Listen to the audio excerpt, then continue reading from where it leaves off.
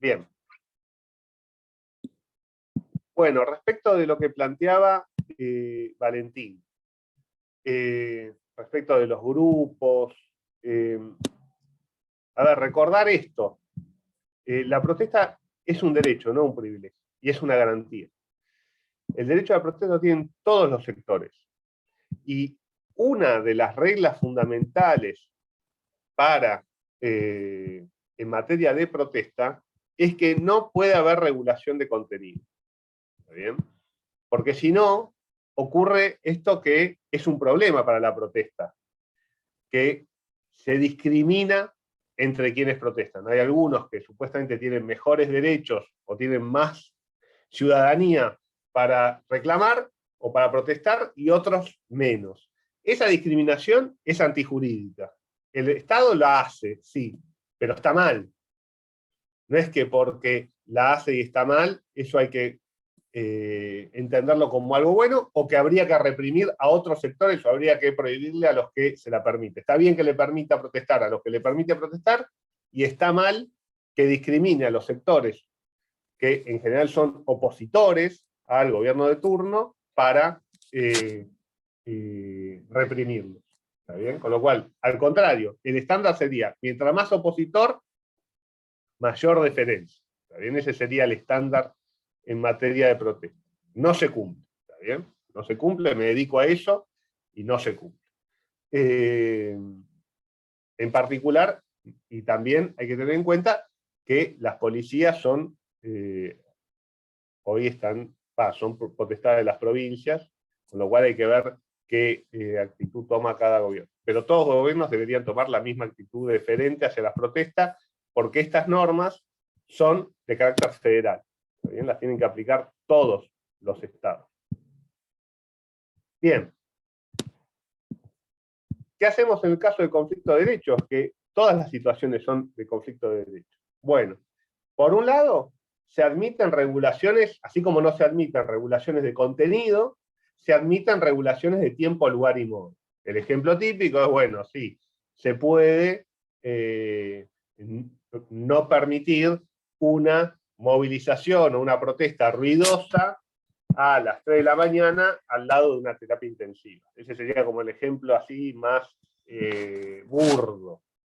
Con lo cual hay regulaciones de tiempo, lugar y modo que son admisibles. Lo que es inadmisible es que a través de regulaciones de tiempo, lugar y modo se me escondan en realidad un criterio discriminatorio. ¿Está bien? Por ejemplo, si yo prohíbo que se proteste cerca de los hospitales, bueno, lo que estoy haciendo es prohibir o limitar fuertemente, o que se reúnan los médicos, estoy limitando la actividad de los profesionales de la medicina, o los enfermeros, o los administrativos. Entonces, efectivamente, las regulaciones de tiempo, lugar y modo deben ser razonables, y no tienen que tener un fin discriminatorio, o de atentar contra la esencia del derecho, que puede ser que la regulación no la sea, pero la aplicación sí. En este sentido, juega la doctrina del foro público, que ahora vamos a ver. Con lo cual, acá hay de hecho, en el 2014 hubo una intención de parte de distintos, propiciada por el gobierno nacional, y hubo proyectos de todas las bancadas para regular la protesta social. Y me acuerdo que había un proyecto de un diputado opositor, que ahora se me fue el nombre, era un diputado del PJ, que establecía un protestódromo. ¿Está bien? O sea que las protestas se pueden hacer, te ponen una cancha, con sonido, con todo, alejado, ¿está bien? Y ahí podés protestar, podés hacer lo que quieras, te limpian, te venden Coca-Cola, todo bien. Bueno, para eso está la doctrina del foro público. No es admisible ese tipo de regulación del lugar. ¿Por qué? Porque el lugar son las calles, son las plazas, es el lugar donde estamos todos, no un lugar apartado donde no pasa nadie, porque no tiene significado eso, ¿está bien? Y porque no es el lugar que socialmente e históricamente se utiliza para ejercer la participación pública. Y después está las ponderaciones de derechos, la jerarquización de los distintos derechos en conflicto en el propio contexto que se da, y en eso tiene un especial interés la presencia o inminencia de perjuicios irreparables por parte de los sujetos que tienen derechos en conflicto. Entonces, por ejemplo, si yo tengo el caso de la ambulancia, tengo una ambulancia que necesita pasar por un piquete, bueno, ahí, como el derecho en juego de la persona que está en la ambulancia y social, además, es la atención de la salud, está en juego su vida y su integridad física, y el cumplimiento de su derecho ni siquiera viola esencialmente el derecho a la protesta, bueno, los que protestan deben dejar pasar la ambulancia. Y si en el marco de dejar pasar la ambulancia pasa un montón de gente más, y bueno, pasará un montón de gente más, pero no es que yo tenga un derecho, por mi derecho a la protesta tengo derecho a que se mueran todos los que van en la ambulancia, que no pueden pasar.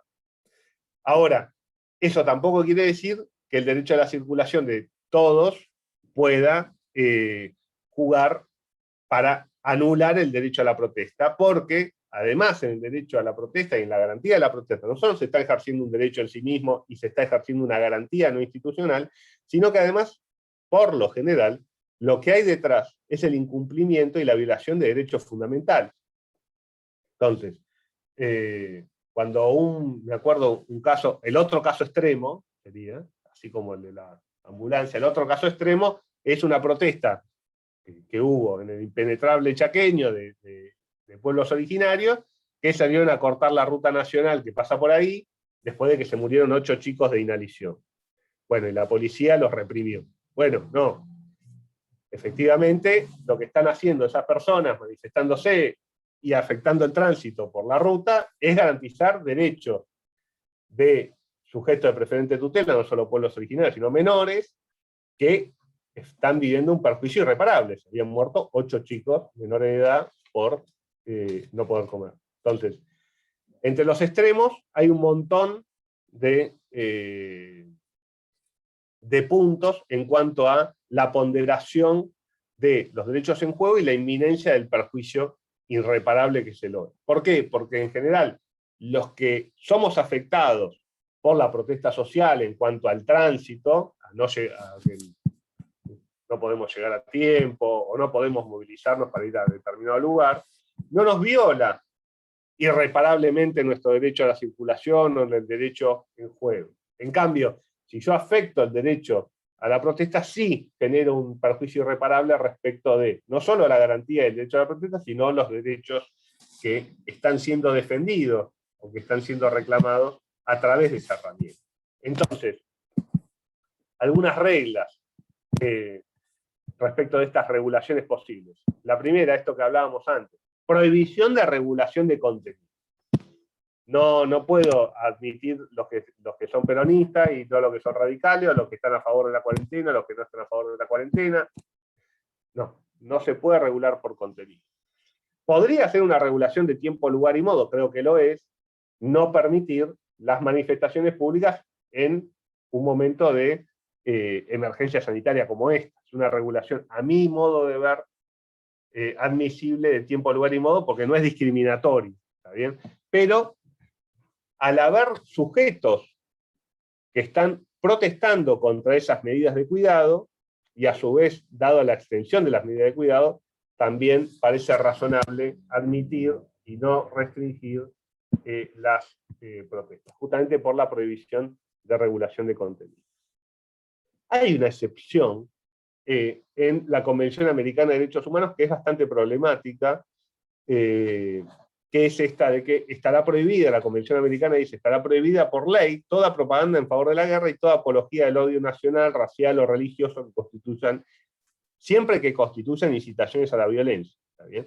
O cualquier otra acción ilegal similar contra cualquier persona o grupo de personas por ningún motivo, inclusive los de raza, color, religión, idioma u origen nacional. Esta excepción debe ser interpretada sumamente en forma restrictiva, no solo porque es una excepción respecto a una regulación de contenido que en principio está plenamente prohibida, sino porque si uno hace una interpretación laxa, por odio nacional o por apología de una acción ilegal similar, podría pasar casi cualquier cosa. ¿Está bien? Sí, Patricio. Sí, una cosa muy chiquita nada más, es que acá se aplica algo que está en los textos de libertad de expresión, que es esta doctrina del peligro claro y actual.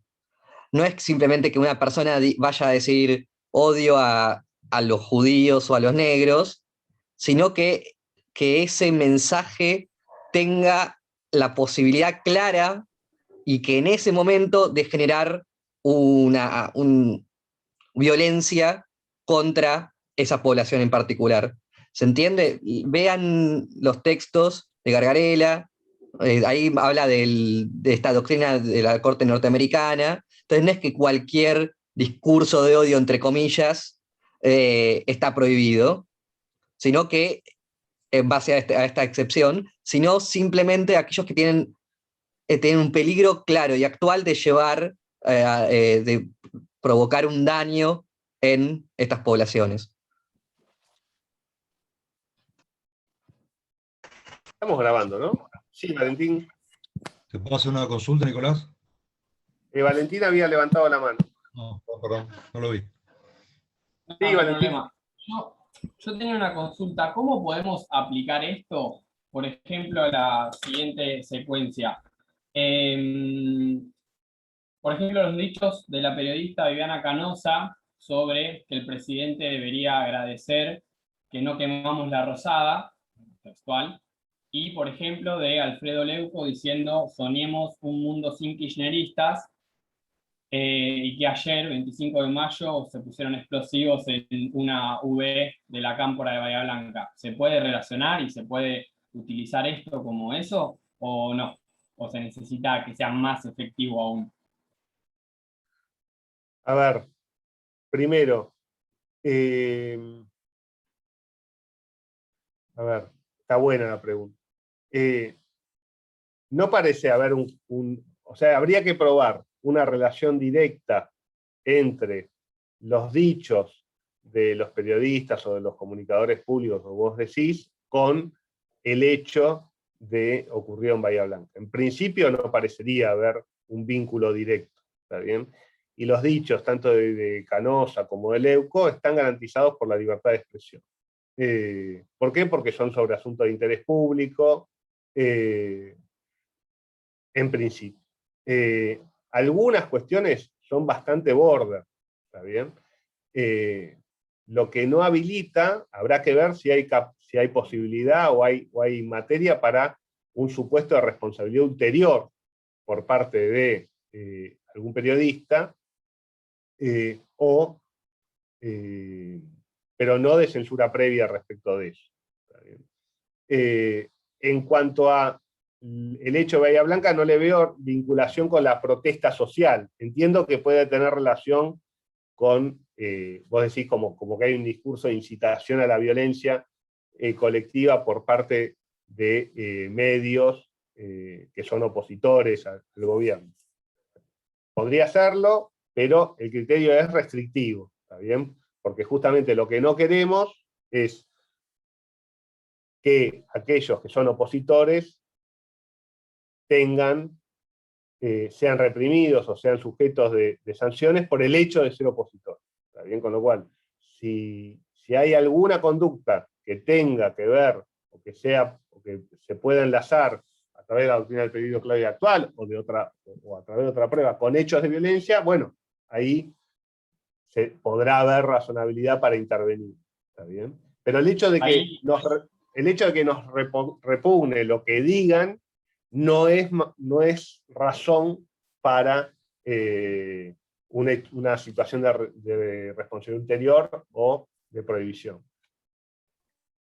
Perfecto, ahí una compañera creo que me dio un apoyo bastante importante cuando menciona que en una manifestación de la oposición llevaron bolsas mortuarias, creo, simulando tener los nombres de referentes como Estela de Carlotto, el gobernador de la provincia, o mismo cuando colgaron, creo que en Mendoza fue, bolsas también mortuarias con los nombres del presidente y la vicepresidenta. En ese caso sí aplica más directamente, digamos. Y esos fueron mensajes, muy, muy violentos, pero aún así entiendo que están protegidos. ¿está bien? Aún así entiendo que están protegidos. Después, particularmente yo los repugné, de hecho en redes y demás, pero no creo que por eso deban ser prohibidos. Sí, Patricio.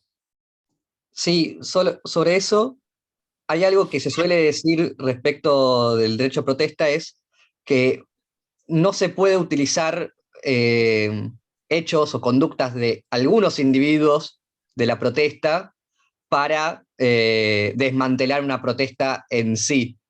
Entonces, uno bien podría aislar, imaginemos que esto constituye un delito, que puede ser una amenaza a Estela Carlotto o a quien sea. Uno podría, o como Estado, si considera que hay un delito, investigarlo y perseguirlo, incluso penalmente. Lo que no sé si queda muy claro es que eso habilite a reprimir o a desmantelar la protesta en sí, donde participan 500.000 personas más, que no necesariamente avalan o apoyan esa conducta en particular. Entonces el Estado tiene, si hay un delito, el deber de perseguirlo, pero no está claro que tenga el deber de desmantelar la protesta en sí. Está muy bien lo que plantea Patricio, porque es un criterio no solo de Roberto y de la jurisprudencia norteamericana, sino también de Naciones Unidas. Efectivamente, la acción delictual de algunos o de algunos no empece el carácter protegido de la protesta en general. ¿Está bien? Con lo cual, si fuera el caso de que es una apología del delito, ya sea lo que dice un periodista o lo que se hace en el marco de una movilización, el Estado tiene las herramientas para perseguirlo, lo cual no implica que eso habilite la disolución de la movilización, a menos de que no eran 500.000 personas. Sí, Ignacio.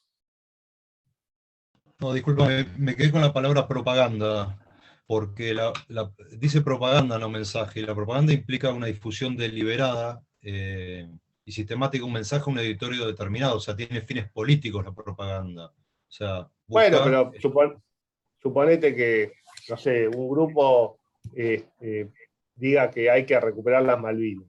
Bueno, Okay. depende cómo interpretes, eso se podría, lo que yo planteo es que esta excepción debe ser interpretada restrictivamente, muy restrictivamente. Todo lo que afecte la libertad de expresión, el derecho de reunión, debe ser sujeto de un escrutinio muy estricto, porque acá se nos juegan cosas fundamentales, ¿está bien? Y porque la humanidad ya vivió situaciones de restricciones al derecho de reunión y al derecho a la libertad de expresión que afectaron después la calidad de la democracia y llevaron a puntos que no queremos volver, el sistema no quiere volver. Entonces, bueno, en principio, ante difusión de ideas nefastas, por decir así, vamos a poner el peor de los rótulos, bueno, más debate, más contradicción respecto a esas ideas, en principio, está bien, salvo algunas excepciones, como vimos con Owen Fish, y acá vemos de vuelta con la Convención Americana, en donde, bueno, digamos, no, acá hay que aplicar algún grado de censura, ya sea de bajarle el volumen o directamente apagar, porque esto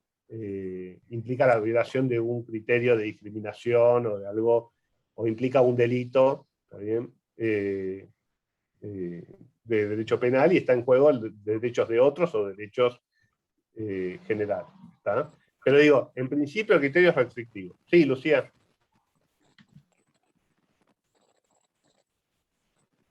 Bueno, ahí se había desmuteado a Lucía, si quería decir algo que lo diga.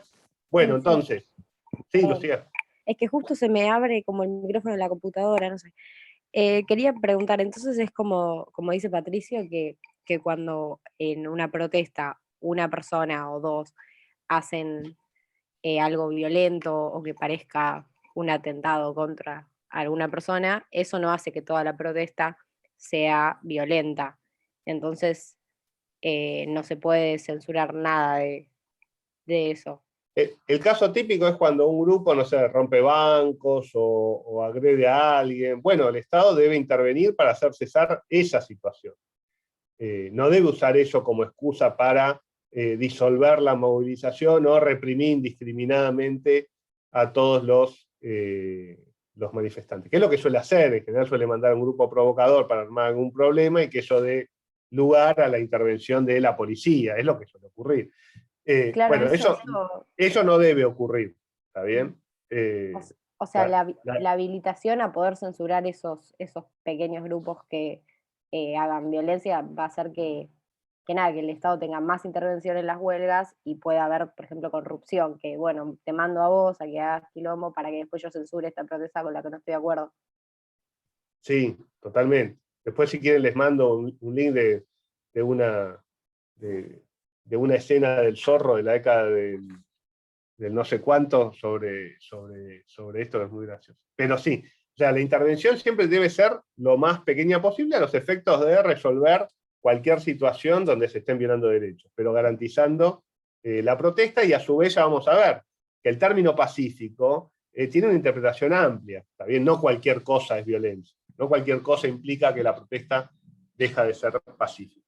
Esto hay que tenerlo muy en cuenta porque en general los estados, los gobiernos, utilizan el argumento de la apología del delito, de los mensajes nocivos o del uso de la violencia por algún hecho para violar el derecho a la protesta social, intervenir, reprimir y en general encarcelar personas. ¿Está bien? Bueno, entonces vimos, las regulaciones de tiempo, lugar y modo no deben ser medios para limitar el ejercicio del derecho a garantía y deben estar fundados en la necesidad de resguardar derechos fundamentales de terceros. La doctrina del foro público, ¿qué dice? Efectivamente, bueno, el lugar para esto, para hacer estos actos, es la calle y los parques. ¿Está bien? ¿Dónde si no van a protestar? Con lo cual, sí, las protestas ensucian, generan molestias, provocan el enojo de terceros, bueno, pero es así. Y esto tienen derecho a hacerlo, porque acá se nos está jugando cosas elementales y centrales de la democracia. Y acá traemos a colación un fallo del Tribunal Europeo de Derechos Humanos sobre un caso de Rusia, en donde efectivamente el Tribunal Europeo y después también el Consejo estableció que las reuniones son un uso tan legítimo del espacio público como las actividades comerciales o de tránsito de vehículos o peatones. Todo uso del espacio público requiere medidas de coordinación, ¿está bien? Y debe tolerarse cierto nivel de perturbación de la vida cotidiana a fin de que no se prive el derecho en su esencia, y aún la perturbación del tránsito, las molestias e incluso los perjuicios para las actividades comerciales. Y acá quiero ser muy claro porque acá hay una confusión que en general se arrastra.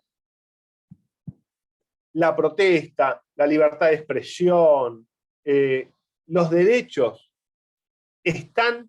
son establecidos para garantizar hechos que dañan a terceros. Nosotros vimos en el principio de autonomía permite que cuando hay daño a tercero el Estado intervenga. ¿Está bien? Si no hay daño a tercero, no puede intervenir, es una acción privada. Bueno, los derechos, lo que están diciendo, el derecho a la libertad de expresión, lo que nos está diciendo el Estado, lo que está propugnando con la libertad de expresión es: se puede vulnerar el honor, se puede causar un daño a tercero. Tenés derecho a hacerlo. En el derecho a huelga, vos tenés derecho a causarle un perjuicio a tu empleador. En el derecho a la protesta, vos tenés derecho a causar una perturbación en el tránsito. Lo que hace el daño a tercero es posibilitar la discusión, posibilitar que el tema sea objeto de discusión, pero no cierra la situación, no resuelve la situación de derechos. Si no, no habría ningún derecho en la Constitución. Solo tendríamos el artículo 19, y con el artículo 19 resolveríamos todo, y eso no es así.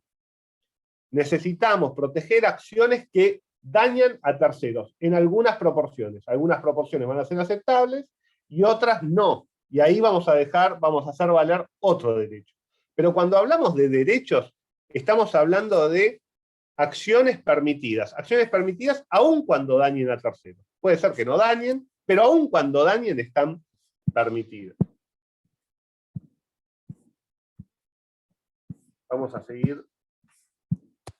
Por eso es relevante esta cita. Y después hay algunas resoluciones como esta de Movimiento Nacional Ferroviario, de primera instancia, que no fue apelada, en donde de vuelta se se estableció que la manifestación en la vía pública es un modo razonable de ejercer el derecho que tienen los ciudadanos a hacer escuchar sus reclamos y peticionar, que el derecho a manifestarse pacíficamente es una valiosa herramienta de cambio, tanto en gobiernos autoritarios como democráticos, que por más ruidosa o molesta no debe ser tildada de delictiva. Y esto, que nadie puede imponer su derecho a transitar libremente por un lugar donde se está manifestando, realizando una manifestación. ¿Está bien? Bueno, algunas normas respecto de qué se entiende por carácter pacífico, que se presume el carácter pacífico, se hace una interpretación amplia del término pacífico. Los actos esporádicos de violencia o los delitos que cometan algunas personas no deben atribuirse a otras, ni comprometen el carácter de la reunión. El derecho de reunión no puede estar sujeto a autorización por parte de las autoridades. ¿Se acuerdan que en el periodo, durante el principio del gobierno de Macri, se había discutido un protocolo de protestas que exigía que se pida autorización? Bueno, eso no está permitido por Naciones Unidas. Lo que sí se puede llegar a solicitar es que se notifique, ¿está bien?, la realización de una protesta, pero la falta de notificación no convierte en ilícita a la protesta ni es una causa para disolverla. Los organizadores de la reunión no son responsables del comportamiento de otras personas. No debería haber responsabilidad penal, civil o administrativa de ninguna persona por el mero hecho de organizar o participar en una protesta. Y si los participantes no actúan de forma pacífica, conservan todos los demás derechos. O sea, no es que porque no actúan en forma pacífica podemos hacer cualquier cosa. Perderán la protección del derecho de reunión pacífica, pero no pierden el resto de las protecciones. Con lo cual, ninguna reunión, ninguna persona que participe en una reunión debería no considerarse protegida por el derecho. Y acá vamos a, si quieren, la esencia del tema de la protesta y del porqué de la importancia del tema. Y acá traigo una cita de von Jhering, que quizás lo han visto en Teoría del Estado, quizás lo han visto en Derecho Civil, es un jurista alemán muy importante, y él planteaba esto, de que el derecho es una idea práctica. Indica un fin y un medio. Pero dice, el medio, por muy variado que sea, se reduce siempre a uno, a la lucha contra la injusticia. La idea del derecho encierra una antítesis que nace de esta idea, de la que es completamente inseparable: la lucha y la paz. La paz es el término del derecho, para eso vamos, para eso queremos el derecho.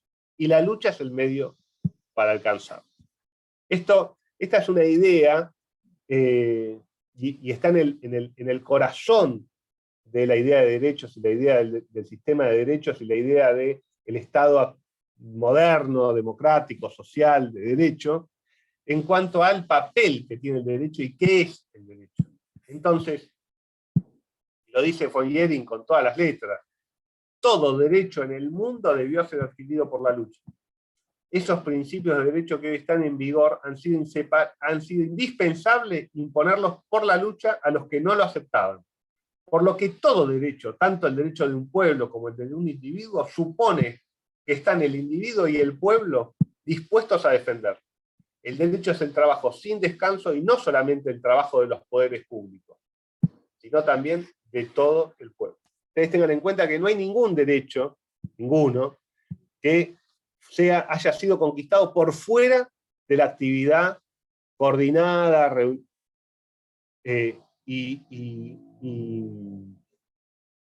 o no coordinada de los pueblos. Las 8 horas de trabajo. Festejamos el 1 de mayo. Tuvimos el 1 de mayo el feriado. ¿Por qué?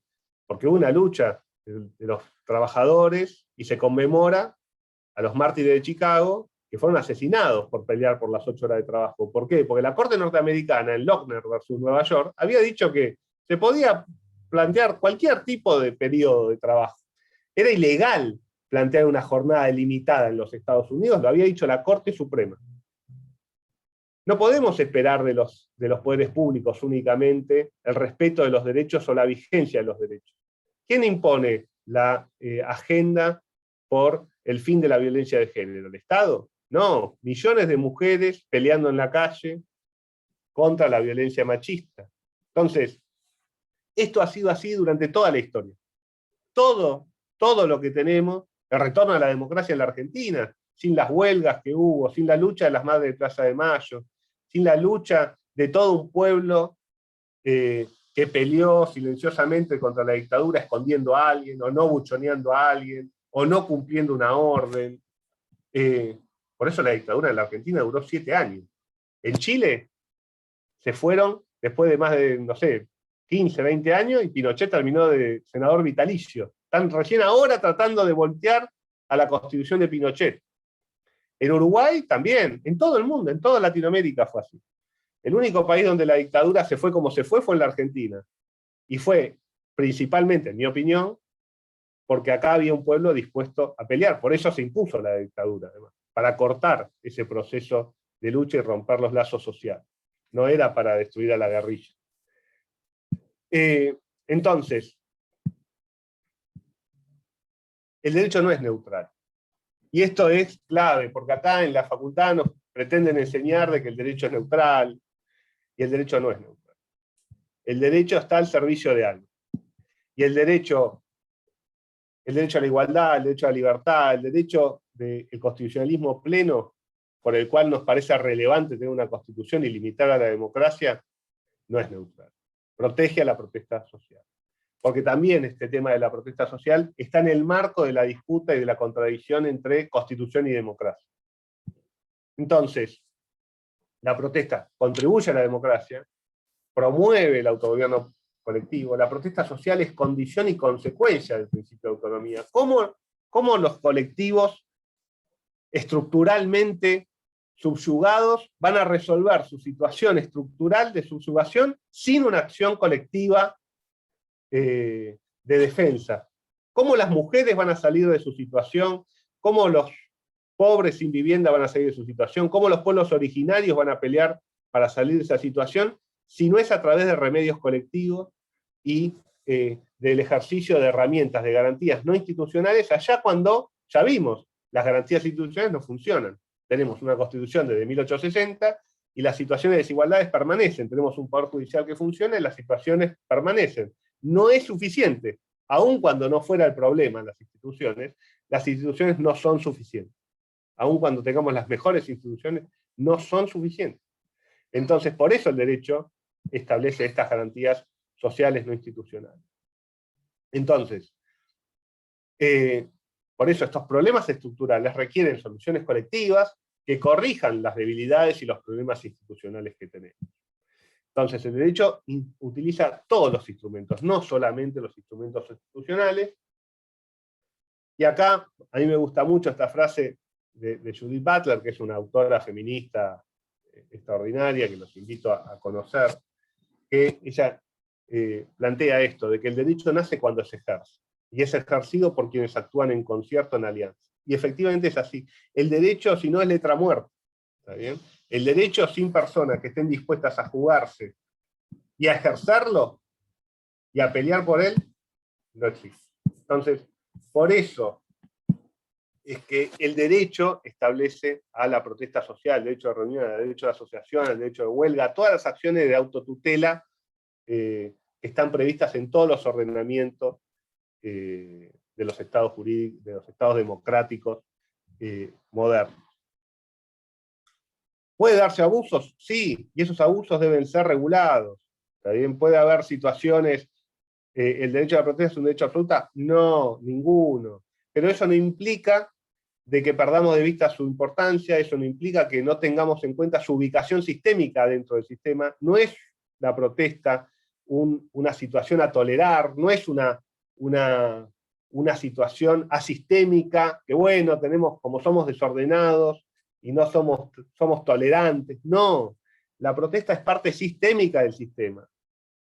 Protege al sistema, es parte del sistema, está al servicio del propio sistema. Entonces, ni siquiera la protesta es la revolución, no estamos hablando de eso, es una herramienta del propio sistema para garantizar su eficacia. Ese es el enfoque que a mí me interesa mostrarles, y por eso doy protesta, amén de que es un contenido que está en la clase anterior, muchas veces no se puede llegar a dar por la importancia de libertad de expresión y los temas que tenemos en libertad de expresión. la clase pasada además nos llevó mucho el tema del parcial, la devolución del parcial, pero además porque si no, libertad de expresión solo se ve como un derecho. Y la libertad de expresión está vinculada estrictamente con libertad de expresión. El gran aporte de Gargarella a la doctrina argentina es mostrar esta conexión de la protesta social con la democracia a través de la libertad de expresión, cómo toca el nervio central del sistema democrático, la protesta social, algo que ya venía planteando también en la misma línea Owen Fitch en los Estados Unidos, por eso ustedes tienen ahí un texto muy interesante que se llama El carácter indócil de la política. Y a su vez, algunos, siguiendo esos pasos, sobre la base de lo que se hizo antes, tratamos de ver también la conexión, ahí tienen un texto mío sobre la relación entre protesta y autonomía, ahí hay un vínculo muy fuerte entre protesta y autonomía, no solo con libertad de expresión, protesta está vinculado, si quieren, con casi todos los derechos fundamentales, igualdad, autonomía, libertad de expresión, pero a su vez es una garantía. Tiene esta doble faz de derecho-garantía, que, bueno, para poder dar amparo vamos a cerrar acá, podría seguir hablando de esto, porque de hecho me dedico a esto, así que me encanta este tema. Sí, Ignacio. No, discúlpame, te quería consultar cómo se resuelve el problema de luchar con un Estado que tenga que ser imparcial. O sea, la imparcialidad del Estado frente a la protesta social. Pues eso yo creo que garantizaría muchos derechos. El Estado imparcial. no sé aquella más imparcial, pero lo trato de entender a la mejor luz. El Estado lo que debe ser, no debe discriminar entre los que protestan. ¿Está bien? ¿Por qué? Porque además lo que más nos interesa del derecho a la protesta es la protesta de los que no tienen el aval del Estado. ¿Está bien? Los que son opositores al Estado. Entonces, por ejemplo, y lo digo así blanco sobre negro, a mí me toca en este momento una situación media rara, nueva. Hoy soy oficialista, para decirlo así. ¿Está bien? Ahora, justamente lo que queremos, lo que necesitamos, es la voz de los que no son oficialistas. Después lo que pasa, y lo que se da también, y lo que a veces nos puede hacer ruido, es que, por efecto de los medios de comunicación, la voz de del no oficialismo a su vez aturde. Uno, sobre todo ahora que estamos en cuarentena, uno prende la televisión y casi todos los canales son opositores. Entonces, parecería que hay un gran volumen del mensaje opositor. Ahora, eso no puede traducirse en discriminar a quienes protesten por ser opositores. Al contrario, si son opositores deben ser más protegidos por el sistema. Debe ser más sospechosa la actitud del Estado. Por eso, y esto juega para todos, no solo para el gobierno nacional, también juega para los gobiernos provinciales y el gobierno de la Ciudad Autónoma de Buenos Aires. Cuando se hace una manifestación en contra de la reta tiene el doble de obligación de proteger a los que protestan. Cuando se hace una protesta contra Alberto Fernández tiene la obligación doble de proteger a los que protestan. Es fácil estar de acuerdo y proteger a los que uno quiere. La democracia no es eso. La democracia nos contiene a todos. Todos tenemos derechos, todos somos igualmente dignos, todos tenemos algo relevante para decir. Y todos tenemos la necesidad de expresarlo y la obligación de expresarlo, y tenemos una función que expresarlo. Bueno, se expresa y después la sociedad verá, no, mirá, la cuarentena, no, esto de antivacuna no va. Y bueno, se dará la discusión en el ámbito público, pero eso no implica que vos puedas reprimir o cancelar el mensaje o la participación de algunos por el mensaje que tengan.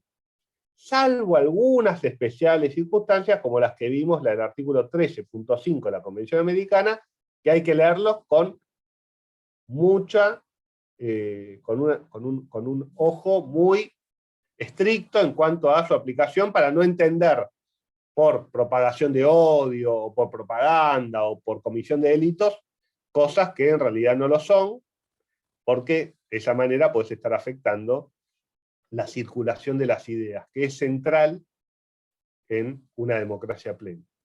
Entonces, eso es lo que nos interesa garantizar. Eso es lo que nos interesa garantizar con la protesta. Y un gobierno y un Estado que se diga popular y democrático debe ser todavía más garante de esos derechos.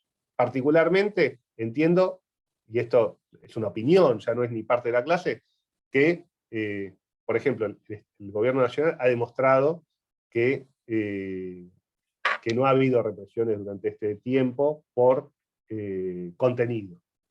Ha habido represiones porque ha habido represión, pero no se ve una regulación de contenido. No puedo decir lo mismo en todas las entidades estatales subnacionales, pero bueno, esa es una discusión política, no jurídica, que no tiene interés de la clase. ¿Está bien? ¿Alguna duda hasta acá? Patricio, ¿querés decir algo antes de pasar a Amparo? ¿Estás de acuerdo? Bien. ¿Qué habré dicho, no? Que estamos de acuerdo. Bueno. Vamos a quizás lo que ustedes venían a escuchar. Bueno, vamos a Amparo. Vamos a ver Amparo, no vamos a ver Habeas Corpus. ¿Está bien? Habeas Corpus ya les digo, se los dejo para los videos que ya tienen subidos en el canal, y un excelente trabajo que tienen en materia con bibliografía obligatoria escrita por un tal Tauberson. ¿Está bien? Bien. Primero, garantías judiciales especiales o procesos constitucionales. En principio, vemos tres. ¿Por qué? Porque son los tres que están en el artículo 43 de la Constitución, no porque fueran los únicos. El amparo, el habeas corpus y el habeas data. Estos son los tres procesos que establece la Constitución Nacional. Pero antes de esto, es importante establecer una cosa. En la Argentina, siguiendo el criterio de la Corte Interamericana, que ahora lo vamos a ver, el amparo es el género de los procesos constitucionales. Y el habeas corpus y el habeas data, aunque el habeas corpus es muy anterior, ahora lo vamos a ver, se toman como subespecies del proceso general de amparo. ¿Está bien? Bueno, ¿y cuáles son las características esenciales de todos estos procesos? Son tres. La primera, que son accesibles. Un proceso para garantizar derechos fundamentales debe ser accesible. Debe ser efectivo y debe ser rápido. ¿Por qué rápido? Para garantizar la efectividad, no rápido porque tenemos apuro, simplemente. Con lo cual, como nos interesa garantizar la efectividad de los derechos, necesitamos herramientas que sean de fácil utilización y que sean veloces. De ahí las características principales de estos procesos. Y estas tres cosas que ustedes ven en la pantalla son lo que informan todo lo demás y lo que les van a dar la mirada y el pensamiento estratégico, si quieren, consustancial, de cuándo el proceso respeta esto y cuándo no. Lo que hay que respetar es esto, tiene que ser un proceso efectivo. Para eso tiene que ser accesible y tiene que ser rápido. Si el amparo, el habeas corpus, el habeas data no es ni accesible, ni efectivo, ni rápido, no sirve. ¿Está bien? Entonces, este es el estándar con el cual hay que evaluar cualquier tipo de proceso que esté destinado a él. Y acá, la acción de amparo. Bueno, históricamente, la principal acción, proceso judicial, de garantía de derechos fundamentales es el habeas corpus. Es tan viejo que nació en Roma. ¿Está bien? La acción de exhibición del hombre libre, al que mantienes detenido con dolo malo, decían los romanos. La acción de exhibición del hombre libre de Roma, eso aparece después en el derecho anglosajón, en el siglo XIII, y desde ahí se desarrolla hasta nuestros días. Pasa por el derecho peninsular español, bueno, no importa. Me encanta el tema, vean el artículo que escribí sobre eso, donde lo resumo en la evolución histórica. Pero el punto es, el principal y históricamente acción constitucional de garantía de derechos fundamentales es el habeas corpus. ¿Por qué? Porque se entendía que la libertad personal era el derecho fundamental a garantizar frente a la arbitrariedad del gobierno, de los dictadores, de los estados. Esta idea del habeas corpus es la que está en el corazón de la acción de amparo. Pero en la acción de amparo se garantizan todos los otros derechos que no son la libertad individual. Entonces va a quedar el habeas corpus para la libertad individual y va a quedar el amparo para todos los demás derechos fundamentales. Y la Constitución lo que establece en sus 4 incisos en el artículo 43 es, primero, el amparo es el género. Esto sigue a la Corte Interamericana, que entiende lo mismo, porque en realidad el habeas corpus, todos estos procesos lo que hacen es amparar a aquella persona que está siendo violentada en un derecho fundamental. Por eso se llama amparo. No es que se tuviera una gran idea, ¿está bien? Y lo que busca es justamente proteger esos derechos en tiempo real. No busca únicamente, de hecho, en principio no busca reparar. Lo que busca es garantizar que no se viole. Entonces, si estás detenido, el habeas corpus lo que busca es que te liberen, no que te paguen una indemnización por haberte detenido ilegalmente. ¿Está bien? Ese es el objeto de esta acción. Por eso tiene que ser rápido. Si yo no tengo un remedio, no quiero hacer un juicio de daños y perjuicios a la obra social porque no me dio remedio y me morí o me tuvieron que sacar de un pulmón. No, quiero tener remedio. Entonces, lo que buscan estas acciones es garantizar, si quieren, en tiempo real, los derechos.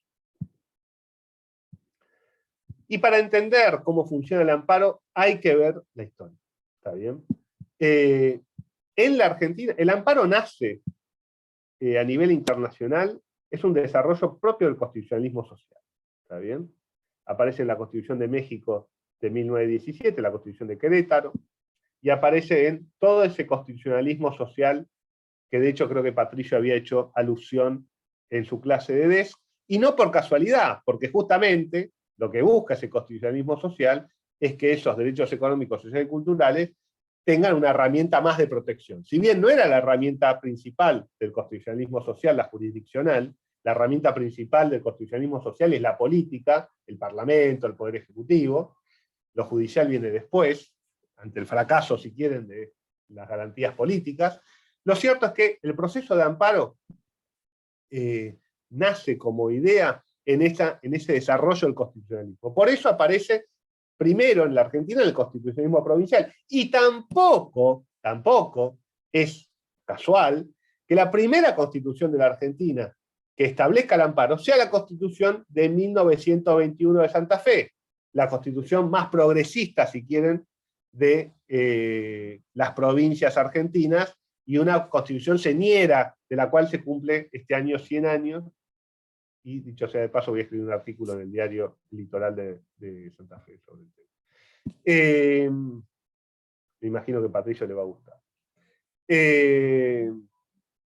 Bueno, no es casual que esa Constitución de Santa Fe, que es la que inauguró el constitucionalismo social en la Argentina, sea la primera que estableció el amparo. Y entonces, después siguió la de Entre Ríos, en 1933, la de Santiago del Estero, la de Mendoza. Bueno, el constitucionalismo provincial empezó a reconocer esta acción expedita y rápida de amparo para todos los derechos que no estaban protegidos por el habeas corpus. ¿Por qué es relevante esto de las constituciones provinciales? Porque a nivel federal no había esto. No, la Constitución de 1860 no decía nada de esto, en la reforma del 66 ni se les ocurrió meterlo, en la del 98 tampoco, ¿está bien? Y en la del 49 se constitucionalizó el habeas corpus, pero no se constitucionalizó a nivel federal el amparo propiamente dicho con esos términos. Ahora vamos a ver algunos. ¿Cuál era la situación a nivel federal en los tribunales nacionales y federales hasta el 57? Esta. La jurisprudencia normal era esta del caso Benedicta Dura Flores del año 30, que después ahora van a ver los fallos, que decía: para que sea efectiva la protección de derechos constitucionales, es indispensable que las acciones o recursos llamados a hacer efectiva la garantía de esos derechos se ejerciten del modo y términos señalados por las leyes de forma. ¿Qué quiere decir esto? Que todo bien, pero vos tenés derecho a que no te clausuren el diario, tenés derecho a que te den el documento, a que te inscriban en el padrón electoral. Vos tenés derecho. Ahora, por las vías que establecen las leyes de la nación, el Código de Procedimiento. Y el Código de Procedimiento no establece ningún procedimiento especial para él. No hay un amparo legislado, con lo cual vos no podés pedir esto por esta vía. Vos tenés que hacer un juicio común. Entonces, ¿la Corte qué hace? ¿Qué le dice a Benedicta Dora? Al piste, te rechazo la acción, porque no está previsto la acción de amparo. Es lo mismo que le dice a Bertotto. Bertotto tenía un diario llamado Democracia, que le dio como 700, 800 ejemplares, los metió en el correo para que los distribuya a sus suscriptores. Y Correo se negó. ¿Por qué? Porque consideró que los mensajes del diario Democracia eran apología del delito. El diario llamaba a hacer la revolución contra el gobierno militar de ese tiempo, y llamaba a levantarse en arma, y hablaba del general con el cual había que aliarse, etcétera, etcétera. ¿Y qué dijo la Corte? En este caso es muy interesante. Lo lindo de dar clases es que uno vuelve a leer cosas y se pone a estudiar de vuelta los temas. Y si uno lee en el repertorio de fallos, que yo por eso se los pongo, fallo 168, página 15, ¿se acuerdan cómo buscar los fallos? Si no, lo volvemos a ver, hay un video para eso en el canal de YouTube. Estos viejos fallos de la Corte hacía, te ponían la sentencia de primera instancia, la opinión del procurador, la sentencia de Cámara, la opinión del procurador a veces de Cámara, y después la opinión del Procurador General de la Nación, y después la sentencia de la Corte. La Cámara, a Bertotto le dio la razón. Dijo que el amparo procedía. En primera instancia le rechazan la acción porque dicen que el amparo no está legislado. La Cámara le dice, sí, procede el amparo, ¿está bien? Y la Corte, en un fallo que es leading case hasta el 57, dice, el recurso de amparo a la libertad, o habeas corpus, es interesante también que lo llame de amparo, porque va en línea con esto de tener al amparo como norma, como género del habeas corpus. El recurso de amparo a la libertad de habeas corpus se otorga en favor de toda persona detenida o arrestada, pero no alcanza a proteger otros derechos, con lo cual no puede pedirlo como amparo. Entonces te rechazaban el amparo. Quizás tenías razón. De hecho, quizás el juez pensaba, no, tiene razón, no le pueden hacer eso. Pero prima la forma por sobre el contenido. No lo pediste de la forma que correspondía. Tendrías que haberlo, no podés plantearlo como un habeas corpus, tenés que plantearlo por otra vía. Y acá llegamos a un caso muy interesante, medio totalmente olvidado en la jurisprudencia y en la doctrina, además porque es de la Corte peronista, es un fallo del año 46, con Siemens, es el nombre coloquial, y la Corte efectivamente sigue el criterio que veníamos viendo de Benedicta Flores y de Bertotto, y dice que es inadmisible en nuestro régimen institucional las interpretaciones que conduzcan a la privación o retardo innecesario del legítimo derecho del interesado a obtener reparación, y que la circunstancia de que el actor no haya intentado el procedimiento de interdicto o otro semejante carece de eficacia para decir la cuestión. Con lo cual, porque le decían que no merecía el voto de la mayoría también es interesante, lo más interesante para mí es el voto de la minoría, de la disidencia, pero el voto de la mayoría es interesante porque empieza a hablar de eficacia.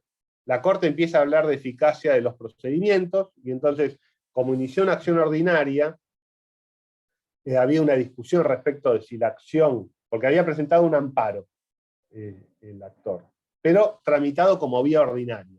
Entonces, como un juicio común, sin un proceso especial rápido. Entonces la Corte le dice, no, primero, es inadmisible que se interprete a las leyes para que conduzcan a la privación o retardo innecesario de la protección del legítimo derecho. Ya esto ya era nuevo en la jurisprudencia de la Corte. Y después dice que no haya intentado un procedimiento especial y haya optado, no importa, no importa. ¿Por qué? Porque lo importante es la protección. Pero después dice, y porque por otra parte en las circunstancias precedentemente mencionadas, mal podría conciliarse la aludida exigencia con la protección constitucional de los derechos que pretenden ser agraviados, ya que la parte menguada por falta de disposiciones legales y que establezca el reglamento de la institución que en doctrina y otras legislaciones se conoce como recurso de amparo. Lo que le está diciendo la Corte, perdón que lo leí rápido, es que sí, la verdad que tiene razón, pero bueno, no está previsto el proceso de amparo. Con lo cual, Y la Corte por primera vez se hace cargo de que existe el proceso de amparo. Lo dice con todas las letras. En otras legislaciones existe el proceso de amparo. No creo que tampoco sea casual que esta Corte hable en esos términos, en términos de constitucionalismo social de la época. Pero, bueno, perdón, este es un primer precedente de la Corte en el 46, que como el proceso había sido introducido como proceso ordinario, resolvieron y dejó la puerta abierta de que, bueno, hay un amparo que no está legislado, pero bueno, si se utiliza la vía del ordinario, puedo entender en el tema, y lo importante es garantizar, arbitrar, utilizar los mecanismos procesales pertinentes para que no conduzcan a la privación o retardo innecesario de la decisión. Es un avance, perdón, de Siemens, lo confundí con San Miguel. San Miguel, que es un fallo mucho más conocido, de 1950, de vuelta, la Corte, en su voto de la mayoría, vuelve sobre la postura original. El habeas corpus es inconciliable con los regímenes legales, civiles y penales establecidos por el artículo 26 y 35 de la Constitución del 49, estamos hablando. Que los derechos individuales que se dicen vulnerados háyanse condicionados tanto en su ejercicio como en los procedimientos para hacer efectivas sus particulares garantías a las leyes reglamentarias. Que los derechos que se hallarían afectados no se encuentran sin la debida protección, sino que la equivocada vía y medios utilizados en el caso impide a esta Corte pronunciarse acerca del punto mientras no se haya reclamado con arreglo a las leyes. Acá San Miguel había metido un amparo, un habeas corpus en realidad, diciendo que era un amparo, no un proceso ordinario como ha hecho Siemens, y entonces la Corte dice, no, esto no es un habeas corpus, esto es un amparo y el amparo no está legislado, con lo cual te equivocaste de vía. Tendrías de última que haber ido como proceso ordinario como hizo Siemens. ¿Me siguen hasta acá? Lo interesante de San Miguel es el voto en disidencia de Casares, que era el presidente de esa Corte. Y Casares adelanta lo que la Corte después va a decir en sí 17 años después, una Corte totalmente distinta después del derrocamiento de Perón. Y entonces, ¿qué dice? Que respecto de los dos derechos invocados, el de trabajar y el de publicar sus ideas, en San Miguel, o casualidad, era un caso de clausura de un diario, digo porque esto es muy recurrente en la historia argentina, clausuras de diario, imposibilidad de distribuir material de medios periodísticos, como en Bertotto, y también en Siri se va a volver a repetir, que respecto a estos derechos, trabajar y publicar las ideas, dice Casares, no hay en la Constitución ni en las leyes procedimientos expresamente relativos a la garantía de su ejercicio. Se hace cargo, miren, no está previsto expresamente la parte. Y dice, las acciones de responsabilidad tienen un objeto distinto, con lo cual no es lo mismo. No aseguran de un modo efectivo, inmediato y actual la libertad en cuestión. ¿Está bien? Con lo cual, lo que define la garantía es esto, de un modo efectivo, inmediato y actual de protección de la garantía del derecho que estamos en tema. ¿Y qué dice Casares entonces después de decir que no hay en la Constitución ni en las leyes un proceso de amparo regulado? Y dice que la realidad concreta de estos derechos está condicionada a la existencia de garantías efectivas para su ejercicio. Esto es clave, y lo vamos a ver después, que lo dice la Corte mucho después, lo dice recién ahora, así con todas las letras, lo dijo en Alavi, y después lo dijo en Siri, con otras palabras, después lo dice en Alavi más rotundamente, y dice que la realidad concreta de que existan estos derechos está condicionada por la existencia de una garantía efectiva. De vuelta el problema de la efectividad y de la existencia de garantías. También la Corte se hace cargo de que para que exista el derecho a trabajar, el derecho a la publicación de las ideas, tiene que haber una garantía que lo garantice. Cuando la garantía de un derecho no está expresamente y especialmente legislada, dice Casares, se impone una interpretación de la garantía de la libertad, del habeas corpus, del artículo 29, tan amplia como sea necesaria para que el derecho en cuestión no quede sin esa indispensable condición de vitalidad y vigencia. Lo que dice Casares es, Miren, el habeas corpus protege la libertad.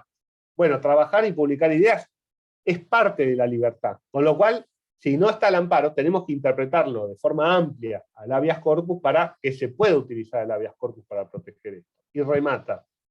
La libertad depende de la posibilidad de ejercer los derechos. ¿Entienden por qué la importancia del voto de Casares? Los conceptos. La libertad depende de la posibilidad de ejercer los derechos. Y esto es lo que está detrás de las acciones que estamos viendo, el amparo, el habeas corpus. Dice, por ejemplo, una libertad sin que el ejercicio del derecho de trabajar esté eficazmente amparado y sin la posibilidad efectiva del acceso al derecho de propiedad, no sería un atributo real, sino un espectro. O sea, si yo no tengo forma de garantizar una protección efectiva, no son derechos, son espectros, no es realidad. Y nosotros lo que queremos es hacer realidad. Entonces, de allí que la restricción considerada arbitraria, para cuyo remedio no existe un procedimiento especial, autoriza el recurso de habeas corpus, pues ese menoscabo comporta restricción de la libertad de la persona. Entonces hace una interpretación extensiva del concepto de libertad y dice, bueno, entonces le aplico la garantía de habeas corpus. Este es el primer precedente de la Corte, un voto en disidencia en un fallo perdido en 1950, de lo que va a ser la construcción del amparo que va a terminar después recepcionado en la Constitución del artículo 43. Por eso es tan importante leer las disidencias cuando estudien. Lo que hoy es disidencia se transforma después en doctrina general o en fallos generales de la Corte. Por eso es importante también que se acostumbren, cuando estudien, cuando lean un fallo y vean las citas del fallo, a tomarse el trabajo de ir a aquella cita del fallo para ver qué dijo la Corte en ese momento y cómo está utilizando la cita. Esta cita no es utilizada, por ejemplo, por la Corte del 57 de Siri, yo creo, por macartismo político, ¿está bien? Porque como este era el voto del presidente de la Corte peronista, la Corte que derrocó al peronismo no iba, de hecho nunca cita un fallo de la Corte peronista, y es muy raro que la Corte, a partir del 55 hasta ahora, cite un fallo del periodo 46-55. ¿Está bien? Es muy extraño que la Corte utilice algún fallo de esos 9 años. Te puedes citar fallos de la dictadura militar de Videla, pero del periodo peronista no te va a citar ni un gramito de una disidencia. ¿Está bien? Bueno, vamos a hacer un break de 5 minutos y volvemos con Siri, con el amparo moderno, y que vamos a hablar. Le quería hacer una... Sí, Candela. No, igual termina de explicar porque es más personal, así que si quieres, diga. Ok. Bueno, terminamos la grabación, volvemos en 5 y 10, volvemos.